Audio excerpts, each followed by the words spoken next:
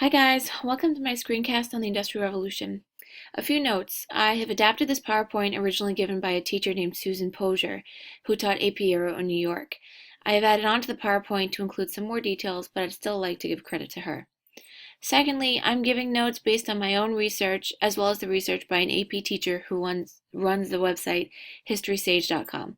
Some of the lecture that I'm given was adapted from his research. So let's begin.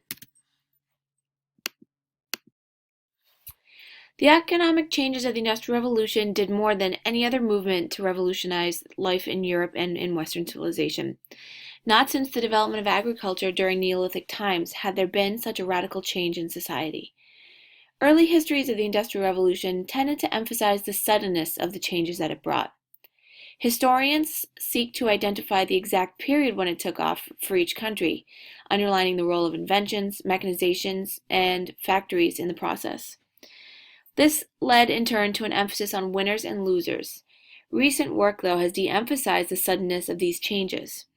These new inventions weren't exactly new. They were just pretty much intensified forms of production that had actually already existed. The Industrial Revolution was thereby caused by a combination of things. First, the commercial revolution from the 1500s to 1700s. If you recall, this was a period of time that spurred great economic growth in Europe and brought about the age of exploration. Secondly, we have the price revolution, aka inflation, which stimulated production as producers could get more money for their goods. The bourgeoisie acquired much of their wealth from trading and manufacturing, and this helps to contribute to the rise of the merchant and middle class. Next, we have the rise of capitalism. You saw an increased use of surplus money for investment in ventures in order to turn a profit. And the middle class came to provide the leadership for the economic revolution, for example, chartered companies and joint stock companies. Fourth, there's the scientific revolution, which, as we know, produced the first wave of mechanical inventions and technological advances. And fifth, we have an increase in Europe's population Fifth, an increase in Europe's population provided larger markets. So Europe's population was about 187 million in 1800, but it grew to about 266 million in 1850. This is an increase of 43%. Disease and hunger still occurred, and it did interrupt cycles of population growth. There was a cholera outbreak in the 1830s, and it reappeared several times until the 1890s. The Irish potato famine in the 1840s, more on that later, as well as tuberculosis killed off many people too. But either way, the mortality rate fell rapidly during the first half of the 1800s. Vaccination for smallpox was distributed. Improvements were made in cities regarding cleanliness, sewage disposal, and the purity of water supply. This table shows the populations of countries from 1800 to 1850 in millions. You will note that there are increases across the board, but the highest increase was in Great Britain.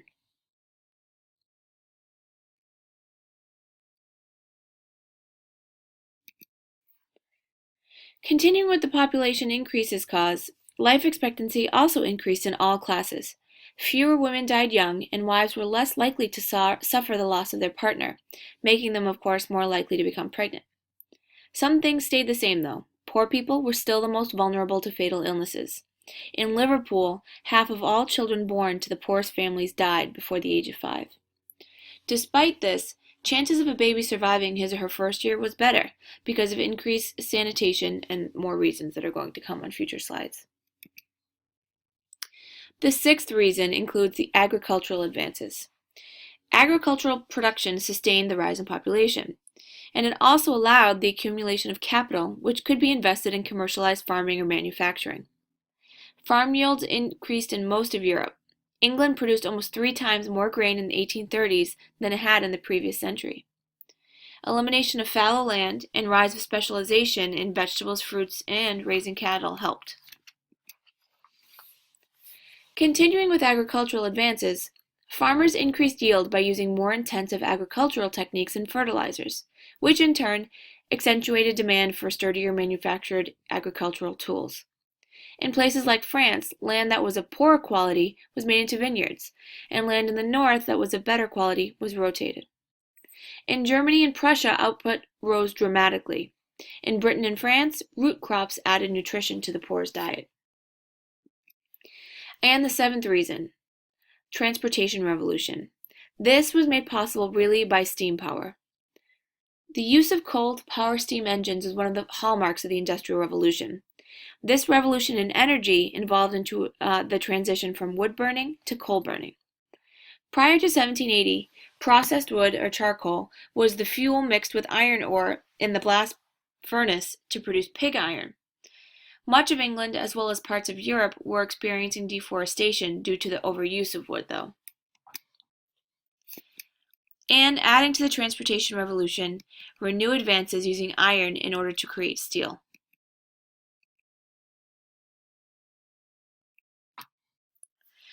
So, some new methods in transportation were then created by the use of these new coal and steel technologies. Clearly, it was necessary to distribute finished goods as well as deliver raw materials to factories. So, Europeans created new canal systems. Canals are important in completing basic needs of related interdependent industries, railroads, for example, or steel or coal industries. In addition, the construction of hard-surfaced roads was pioneered by John McAdam, which significantly improved land travel. This map shows wool, coal, and metal-producing areas of Great Britain, highlighted in purple, yellow, and orange, respectively. Note that there are a fair amount of navigable rivers throughout the island, but not always near the high production area. Hence, the canals were added near these high production areas in order to help distribute finished goods as well as the raw materials to make them. Britain's first transportation structure was the canal system, and many actually still exist in Britain today. And then we have the steam engine. It wasn't exactly new, it had already been patented, but James Watt began to work to make it more efficient. According to a BBC article on James Watt, he, quote, designed a separate condensing chamber for the steam engine that prevented enormous losses of steam, end quote. He continued his work throughout the 1760s and 70s, and when he partnered up with another engineer, Boulton, to manufacture steam engines. At first, the engine was used mostly in mines, but when it was used in other mills that manufactured paper, flour, cotton, and iron, and it was also used in canals and waterworks. By 1807, a man named Robert Fulton had created a steamboat called the Clermont, and it traveled up the Hudson River from New York City to Albany. His boat used an imported Boulton and Watt steam engine. This voyage showed that easier two-way river travel was possible, and it could help make travel on the high seas faster. By 1816, a steamship combining steam power and sail power sailed from Liverpool to Boston in 17 days, and this was half the time that was set previously. By 1840, Irish cattle and dairy producers were fully engaging 80 steamships and transporting them to England. The Rhine River had a constant procession of steamships too. Here are pictures of the steam engine used in tractors, and here's what a steamship would have looked like. This is a picture of an early steam locomotive. The locomotive is a huge part of the transportation revolution as well, so let's discuss that a little bit more. The first railroad train began hauling coal in northern England in 1820, and passenger train service began between Liverpool and Manchester in 1830. Britain had about 100 miles of rail in 1830, and then 6,600 in 1852. Railway construction employed 200,000 men by mid-century. In England, railroad terminology was swiftly incorporated into the teaching of the alphabet, and board games and puzzles quickly embraced the train. Paintings, lithographs, drawings, and engravings took the magic of the railroad and the wonder of travel as themes. Wonders of the train were clearly a part of everyday life. Private investment almost completely financed British railways during this period. Smaller companies were attracting middle-class investors. The value of stock in trade of the London and North Western Railroad had outstripped that of the East India Company by the mid-19th century. This clearly brought benefits to the expanding economy. It spurred metallurgical industry, reduced shipping costs by 2/3, increased consumption, and, in turn, production. Milk could be transported from countryside to city, and frozen meat from Port of Southampton to London. In France, government and private companies cooperated in building a railway system, and in Belgium and Austria, they were state-owned. Trains became a huge part of the social and cultural landscape. The rapid pace of travel helped spread the sense of being on time, and in the 1850s, the Greenwich time was standard in Britain. Newspapers and mail could travel faster than ever. The first trains could go 25 miles an hour, which was 3 times faster than carriages. Railroad companies divided cars into first, second, and third class. English seaside resorts and German health spas and casinos began luring people of other classes besides nobility and royalty, of course, if they could afford it. But some feared the environmental costs of the iron tracks and the black soot from the locomotives. This is a picture of what a locomotive looked like in the late 1800s, and this next one is a chart that shows the journey times throughout England by carriage and then by train. A 43-hour trip from London to Edinburgh in 1836 by carriage has now been reduced to a 12.5-hour trip by train in 1850. So, the question on everyone's mind is, why England? Here are the top reasons why. First, the cottage industry flourished first in England. Spinning and weaving of wool and cloth was most important in these cottage industries. In 1500, half of England's textiles were produced in the countryside, and by 1700, that percentage was higher. The putting out system in England had also spread later to the continental countries, for example, France and Germany. Second, commercialized farming had begun earlier there than anywhere else. Third, coal and iron ore deposits were plentiful and near water transportation. Wales and northern England were especially important sources of both. Here's a map which shows the coal mines throughout England, as well as the industrial areas and railroads. Note the location of the cities in these areas as well.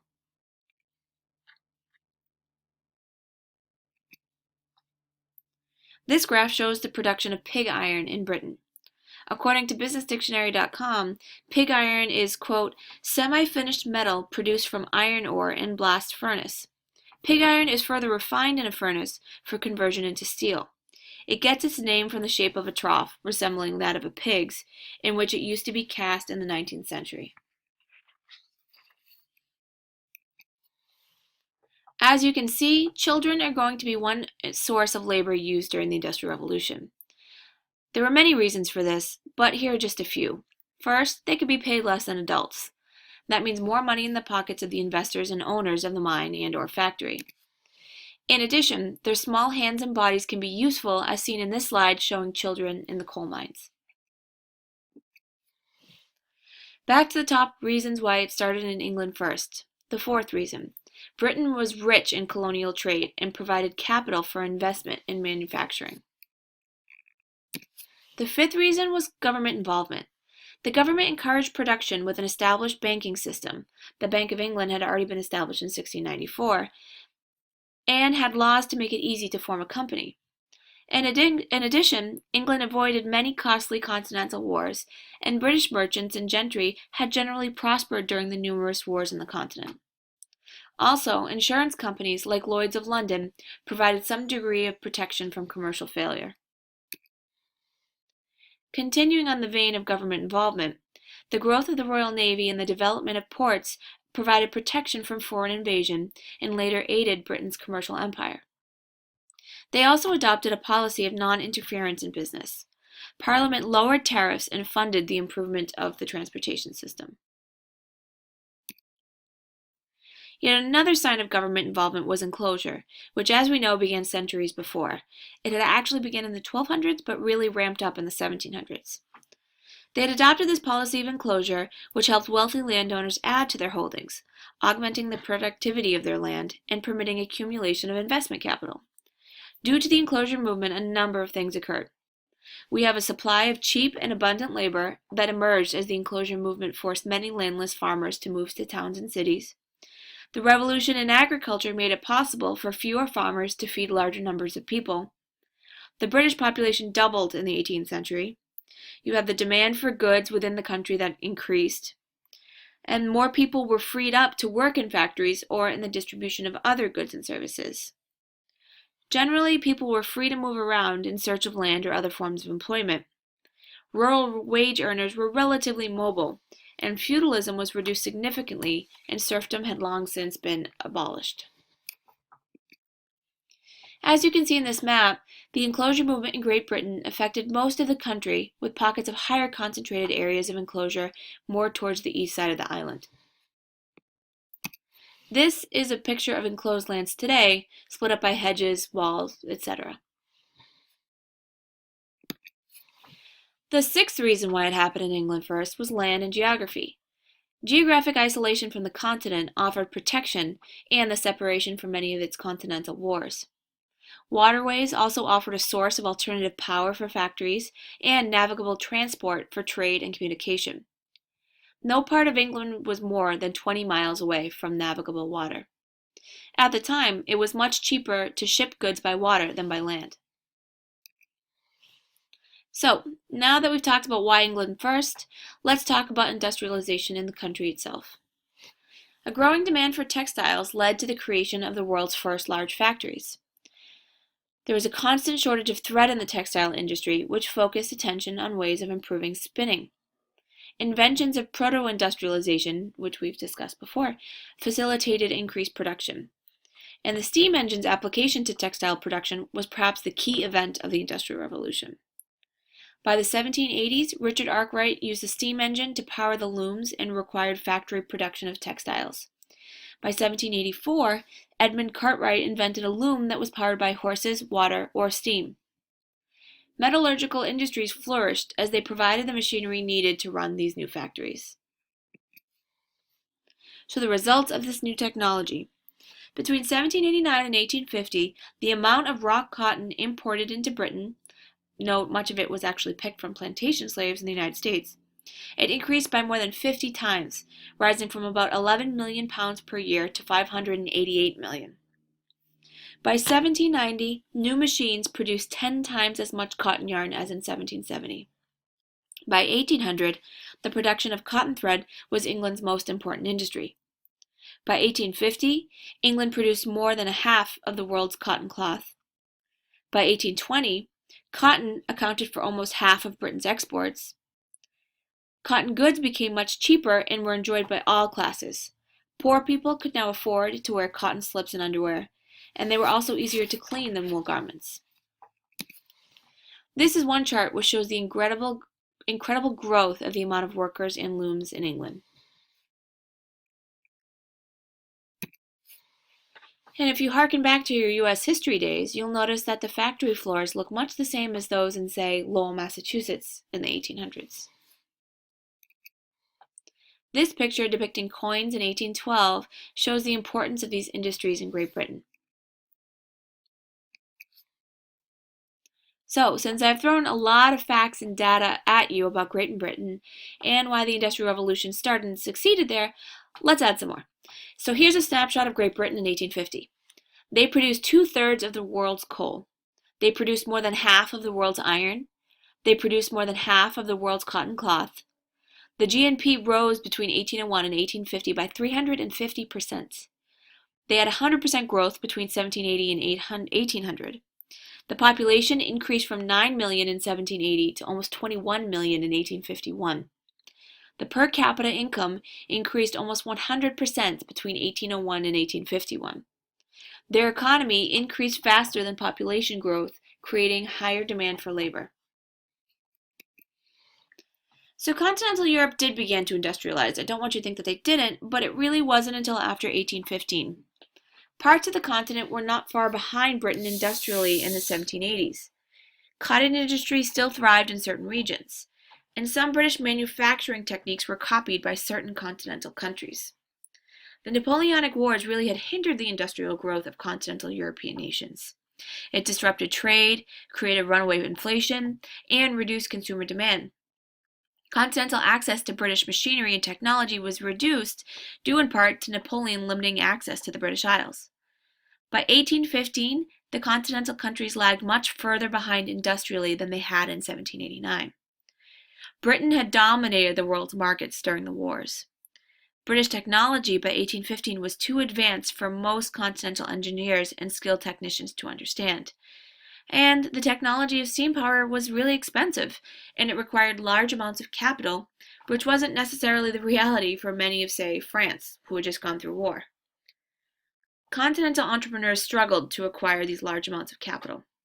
There was a shortage of factory workers in much of the continent, and landowners and government officials did little to encourage industrial growth, at least at first. Britain was unsuccessful in maintaining a monopoly on technical advances, but oh, did they try. Until 1825, it was illegal for artisans and skilled mechanics to leave Britain. And until 1843, export of textile machinery and other equipment was forbidden. Yet, many immigrated illegally and introduced new methods abroad. That's kind of how we got some of the new technology in the US. So, why wasn't France first? Well, they did have the world's second leading economy, but the wars had interrupted it. Coal deposits were less rich and more dispersed and were far from iron ore deposits and canals. Transportation issues kept up the prices of raw materials. Demand was far less in France because the French population rose only 30% in the first half of the 1800s, whereas Britain had doubled in that same period. French agricultural production developed more slowly. Small family farms remained characteristic. High agricultural tariffs didn't encourage agricultural efficiency. The French banking facilities were relatively rudimentary. Napoleon had established the Bank of France to loan money to the state, but there were still a handful of private banks that were run out of the pockets of wealthy families. They wanted to make safer loans to governments. The banks also faced unlimited liability even in bankruptcy. Deposit banks were specifically denied the right to invest in private industry, except for investment in companies that enjoyed state concessions, such as those building railways. Even normal business transactions were complicated by the fact that more than 90% of payments had to be made in specie, gold or silver. Until the late 1850s, the smallest banknote was 500 francs, which is equivalent of about a year's earnings to an unskilled worker. Banks had difficulty attracting ordinary depositors. Many peasant families still hid their money in their houses or in their gardens. It was really hard to raise investment capital. So in France, when it did start to happen, textile production was the catalyst for industrialization. The production of coal tripled and pig iron doubled between 1815 and 1846. They were proud of luxury products, namely the articles of Paris, such as gloves, umbrellas, and boots, as well as fine furniture. Workshop production expanded into many rural areas in response to increased demand. Rural industry really was essential to French economic growth. French manufacturers benefited from increased state assistance. In 1830, the July monarchy encouraged business interests, sometimes maintaining high tariffs that protected special interests, such as those of textile manufacturers, who feared outside competition from British imports. In France, taxes on commerce and industry were very low. The government really tried to push the launch of railways, purchasing the land and the bridges along the tracks and guaranteeing a minimum return on investment. Bankruptcy laws eventually became better, eliminating the humiliation of incarceration as a penalty. New legislation made it easy for investors to join together to form companies with people who weren't family, which was how it was before. And government also pleased businessmen by crushing insurrections and strikes. Strikes remained illegal until 1864. So, why not the German states? The German states lagged behind Great Britain and France due to three main reasons. There were just too many independent states. Second, since there were so many states, there was a maze of tolls and custom barriers throughout, which any wagon or boat carrying merchandise had to pass. And third, guilds virtually had monopolies over production and the distribution of certain products. The area remained overwhelmingly rural. They had a harvest failure and subsequent depression in 1846, and then there was the Revolution of 1848, which we haven't talked about yet, and this temporarily halted German economic development. Still, textile manufacturing started in the three most demographically dynamic regions, the Rhineland, Saxony, and Silesia, as you can see here in this map.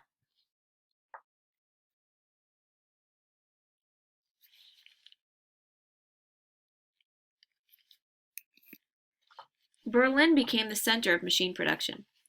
Coal mining and iron production occurred most in the Ruhr Basin. They had about half of the coal riches of the entire continent. The Prussian state appointed directors to serve on boards of private companies.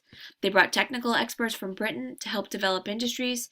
They encouraged technical education, and they founded associations for the encouragement of industrialization. By the 1840s, the Bank of Prussia began operating as a joint stock credit bank to provide investment capital, which was lacking, and inhibiting industrial development in other German states. In addition, the German states founded the Zollverein in 1834. It was a customs union, the brainchild of Friedrich Litt, a tanner's son who was an outspoken proponent of railway building. It proposed the abolition of tariffs in 1819 within the German states, but kept protective tariffs to shield German industries from British imports. The Zollverein included 4/5 of the territory of the German states and contributed modestly to economic and industrial growth, expanding the markets for manufactured goods. In the Ruhr Basin, for example, Alfred Krupp began to manage his late father's small steel manufacturing firm. He nearly closed and even melted down family silver to pay his workers. He was lucky enough, though, to get a huge order from Russia, and in 1851 he was exhibiting at the Crystal Palace in London, more on that later, the gleaming cast steel barrel, which was his most successful product, and he became incredibly successful, turning out guns of increasing size and quality.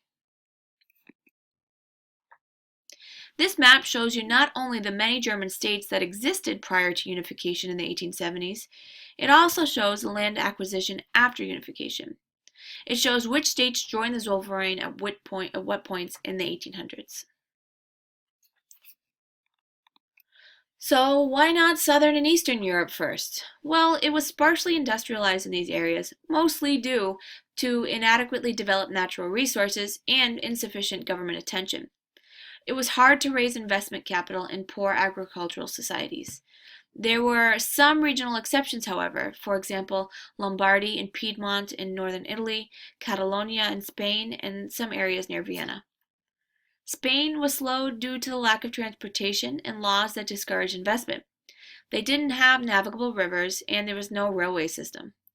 After they experienced an economic crisis in 1846 and 47, the state finally placed banking under control of the Cortes, but they forbade the creation of new companies unless investors could demonstrate that they would serve a public utility. So why not say Russia first? Well, Russia had a teeny middle class. They had approximately 160,000 in a population of roughly 57 million. The majority of the populations were serfs bound to the land, making it hard for entrepreneurs to recruit a stable labor force. Transportation was also sparse. The Minister of Finance from 1823 to 44 had opposed building railways, thinking that it would encourage needless travel. Moscow and St. Petersburg were finally joined by railway in 1851. Otherwise, there were only about 3,000 serviceable roads, built mainly for military purposes. Rivers were a possibility, but there were no steamboats, and travel was slow. 300,000 boatmen, pulled barges up the Volga River, a trip that could actually take up to 75 days. In the early 19th century, they did build several major canals, and internal and foreign trade did expand rapidly, although mostly through Black Sea ports. Coal and iron ore deposits did lay thousands of miles away from St. Petersburg, Moscow, and Kiev. Some hostility towards industrialization in the West in general was partly due to the Orthodox Church.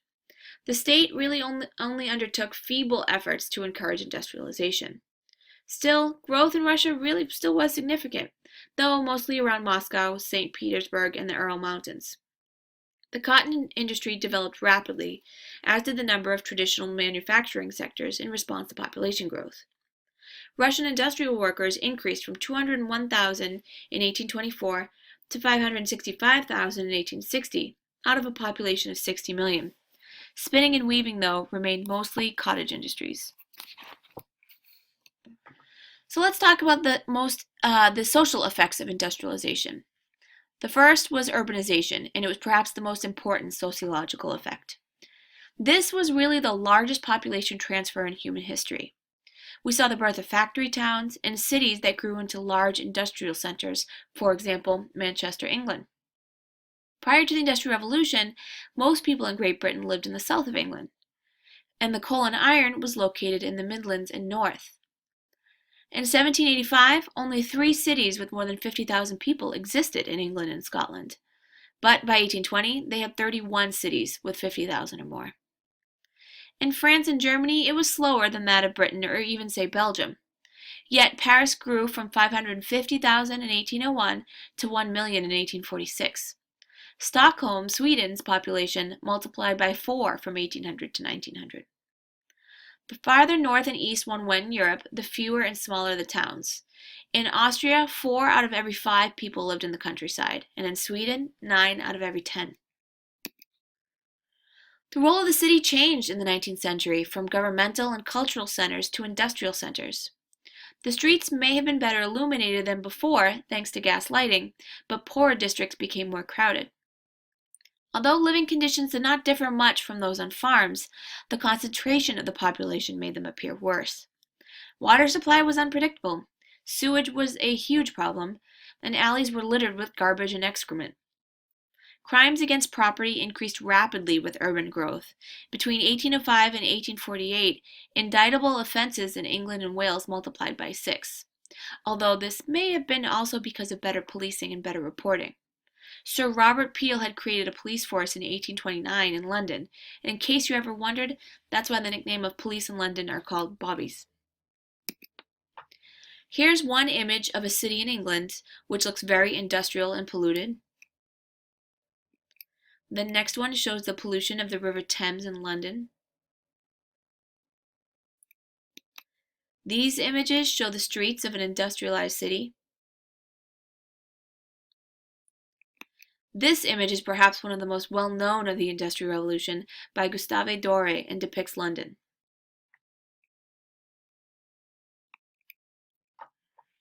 Some factories gave housing to their workers, but for a price. This picture shows working housing in Manchester, England, while this picture depicts a family of factory workers at home. Today, you can still see the effects of industrialization.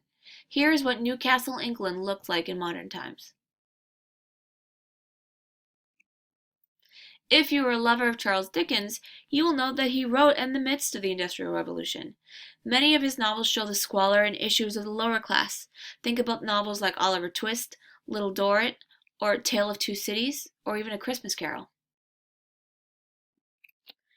Continuing on to the social effects of industrialization, specifically with urbanization. Earning a wage in a city was vital. You could not grow food in a garden to get by, nor did you have the time to weave your own cloth. You depended on your wage to buy food, clothes, fuel, etc. Industrial suburbs developed as well, where the cost of living was usually cheaper. There was usually more available land, and transportation was still available. Cities started to divide into neighborhoods, with some middle-class neighborhoods and more middle-class suburbs because they wanted to retreat from the hustle and bustle of urban life. During this time, we also start to see the beginning of programs to assist the poor. Some of these were government-sponsored, and some were through private charity. England was one of the first. Some of these programs were middle and upper-class people seeking to instill morals in the lower class by helping to control their conduct. Either way, in 1860, there were about 640 charitable organizations, most of which were established since 1800. Another social effect was more and more migration.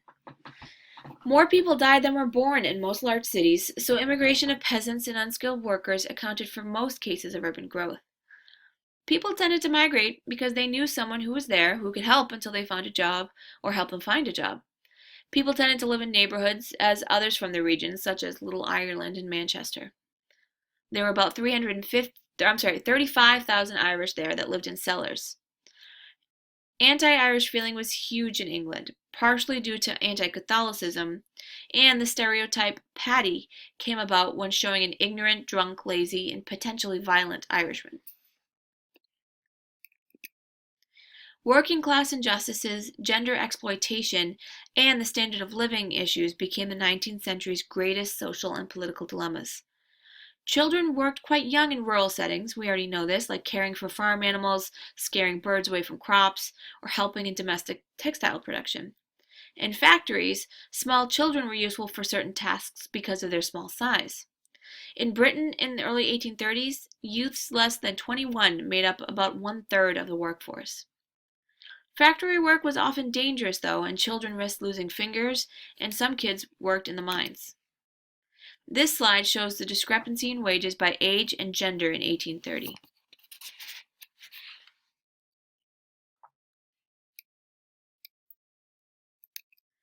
In Britain, an 1833 law forced employers to start part-time schools and factories that employed children. In the same year, they banned kids less than 9 years old and limited labor by older children to 8 hours. France passed similar legislation in the next decade. The 19th century urban poor lived in miserable housing, built hurriedly and as cheaply as possible, and they quickly became dilapidated tenements. Many workers lived amid terrible smells from raw sewage, garbage, industrial pollution, and putrid rivers and streams. Warm summers brought outbreaks of diseases like typhus and dysentery. Many children were abandoned. At mid-century, about 26,000 infants were abandoned each year in Moscow and in St. Petersburg. Some babies were left to charitable organizations, but some foundling homes were notoriously unhealthy, and the baby often died within a few years. Workhouses were established where poor people without jobs could be housed, but they were treated like prisoners, and there was usually harsh discipline. Another social structure or social effect, family structure and gender roles within the family were altered. Families as an economic unit were no longer the chief unit of both production and consumption. The new wage economy meant that families were less closely bound together than in the past. Productive work was taken out of the home, and as factory wages for skilled adult males rose, women and children were separated from the workforce. In Western Europe, domestic service was still the largest category of female employment in the mid-1800s. Country women spun and wove wool, linen, and cotton. They sewed, embroidered, and knitted stockings by hand. They worked in fields or gardens while looking after kids. Urban women worked as laundresses, seamstresses, or street merchants and peddlers, or ran boarding houses. Only a small number worked in factories, but the textile industry was the second largest employer of women. This obviously challenged traditional gender roles.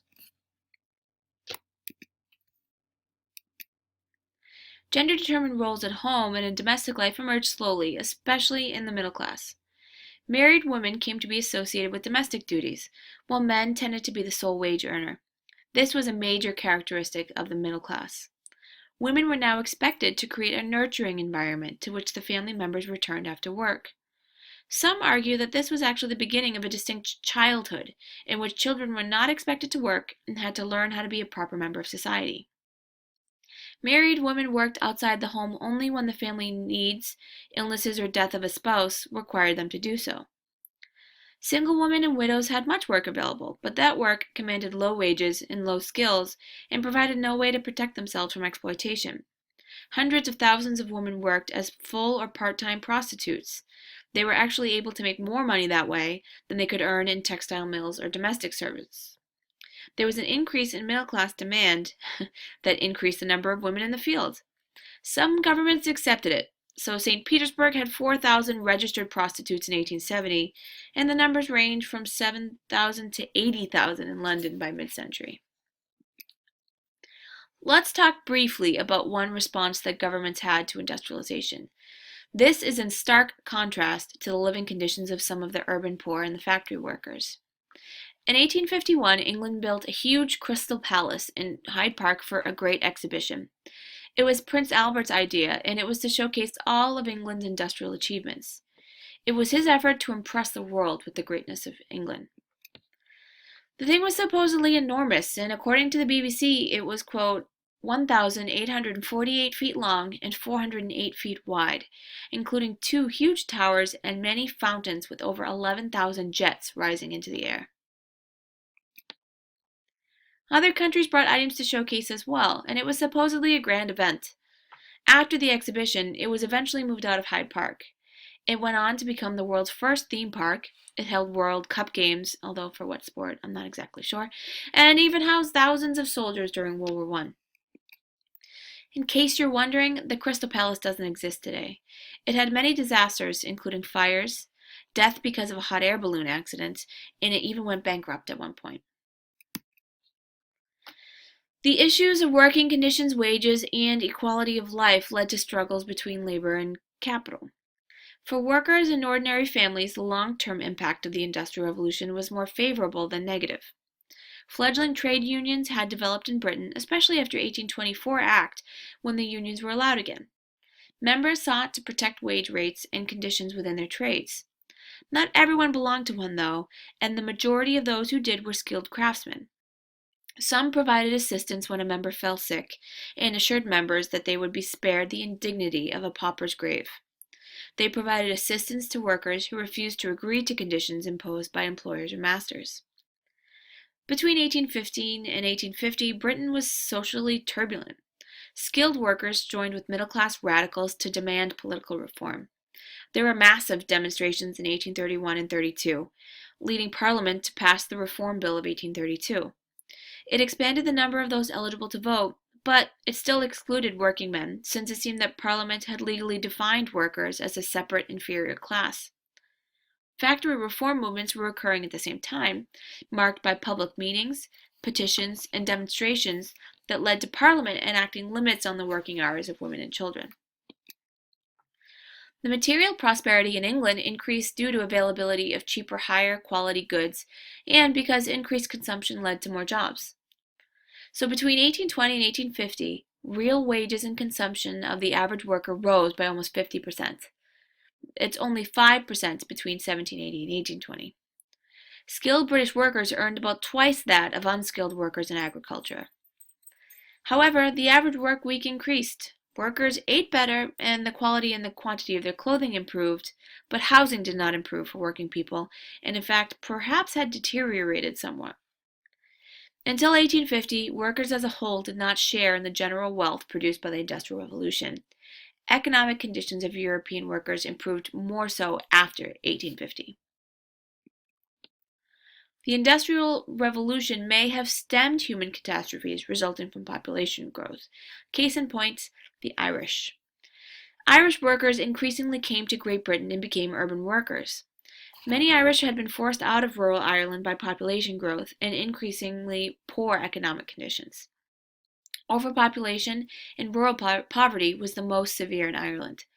Ireland did not industrialize in the 19th century and stands as an example of what might have occurred in other parts of Europe. Most of the population of Ireland were Catholic peasants. They rented land from a tiny minority of Anglicans, most of whom actually lived in England, not Ireland, and a lot of them lived in abject poverty around 1800. These Protestant landlords did not improve agriculture in Ireland whatsoever. So, we all know how I have loved the potato, so here's the story. After the potato was introduced to Ireland, it became the staple of a typical peasant's diet. Even if most of their crop had to be sold in order to pay their rent, potatoes could still be grown in the corners of fields or in small gardens. Paired with that, Irish farmers would hopefully have at least one cow, not to eat, but actually to use for milk. And as we know, if we are ever in a nuclear holocaust and you need something to eat, you should look for a potato and milk products. The potato has every vitamin and mineral you need to survive except vitamins A, D, and calcium. Those last three vitamins can actually be found, of course, in milk products.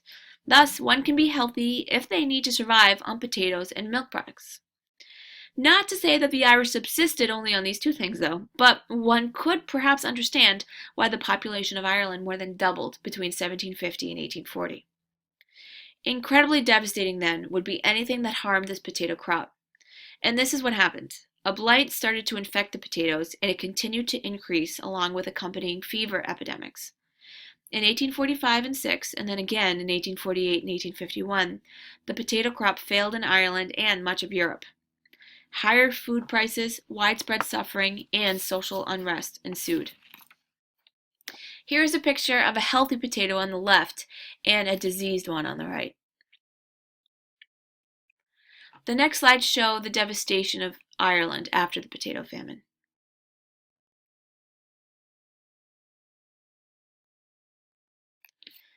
As a result of this great famine, at least 1.5 million people died or went unborn. 1 million fled Ireland between 1845 and 1851, and 2 million left between 1840 and 1855. Most went to the US or Britain. In fact, legend has it that my family immigrated here due to the famine. By 1911, Irish population was only about 4.4 million compared with the 8 million in 1845, due in part to the famine but also to mass migration.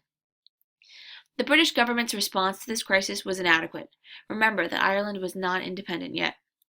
Rapid population growth as in Ireland without industrialization may have led to similar results in other parts of Europe as in the Irish potato famine. For example, Central Russia, Western Germany, and Southern Italy were vulnerable. They were vulnerable to overpopulation, acute poverty, and their reliance on the potato. So here comes the historical debate. Was industrialization good or bad? Well, this slide would indicate that it was good. It reduced transportation time, bringing goods and people closer together. This slide would also see it as good. Look at all the railways in Europe and how easy it would have been to travel from country to country. Manufacturing output rose incredibly between 1750 and 1900, giving the world more manufactured goods and changing the fabric of life. Pun intended. Capitalists view it as a positive step towards fulfilling human wants and needs. The Industrial Revolution provided power to replace back-breaking human labor. There was wealth available for human consumption and it increased. There were vast amounts of food, clothing, and energy that were produced and distributed to the workers of the world. Luxuries were more commonplace, life expectancy increased, leisure time became more enjoyable, and human catastrophe like Ireland was largely avoided in areas experiencing industrialization. So now it's your turn. Based on your textbook reading and what you have learned in this presentation, create a list of examples that refutes this statement. Industrialization had a positive impact on European society in the years 1790 to 1900. And that, my friends, is the end of this almost 47-minute long screencast. That was 94 slides, in case you're wondering. Thanks for watching, and don't forget to list the answers to this question that I posed on this slide.